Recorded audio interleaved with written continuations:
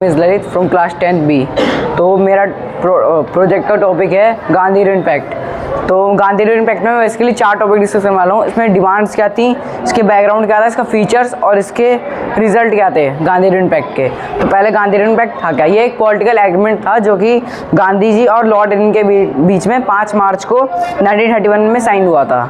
ये एक political agreement था लंदन, जो कि मतलब सेकेंड राउंड टेबल कॉन्फ्रेंस से जो लंदन में होने वाली थी उससे पहले साइन हुआ था।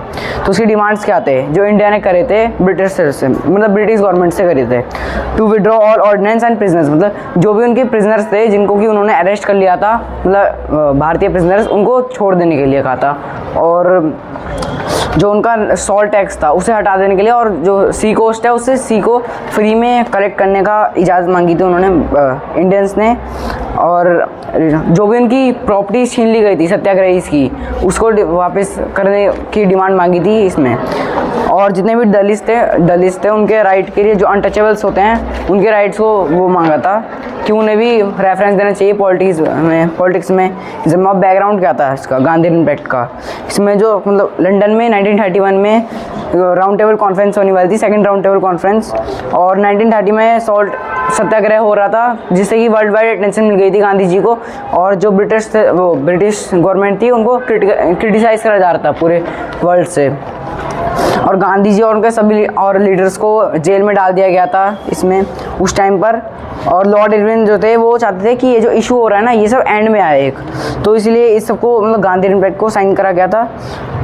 तो इसलिए गांधी जी को ना 1931 में जनवरी से जेल से रिलीज़ कर दिया गया। फिर गांधी जी और इरविन जो था उसे नेगोशिएशन हुआ उनके बीच में, और फिर उन दोनों को इक्वल्स की तरह एक साथ वो ट्रीट करा गया। उन्होंने मीटिंग करी बिल्कुल इक्वल्स की तरह पहली बार। मतलब उससे पहले क्या था कि गांधी जी और इंडियंस को स्लेव्स की तरह या फिर छोटे की तरह ट्रीट करा जाता, लेकिन इस टाइम पे सबसे पहली बार उन्हें इक्वल्स की तरह ट्रीट करा गया। फिर उसके फीचर्स क्या थे गांधी इम्पैक्ट के, जो इंडियन नेशनल कांग्रेस थी उसे राउंड टेबल कॉन्फ्रेंस में जाने के लिए पार्ट परमिशन मिल गई थी, और सिविल डिसोबीडियंट मूवमेंट्स को बंद करना पड़ा था इसमें।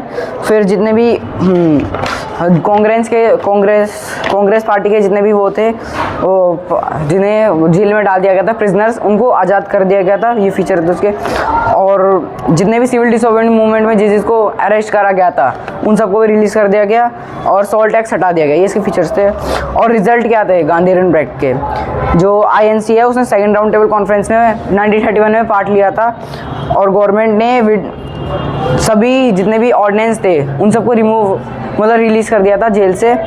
और फिर जितने भी बैन्स थे INC के ऊपर, मतलब प्रोटेस्ट करने के या फिर इकट्ठा करने के, वो सब हटा दिए गए थे सारे बैन। और क्या कहते हैं, सॉल्ट जो था ना, जो समुद्र के किनारे से वो सॉल्ट लेने का परमिशन नहीं थी पहले, वो भी उन्हें दे दी गई थी। फिर उन्हें 4 को फाइन्स जितने भी थे वो सब उनके हटा दिए गए थे।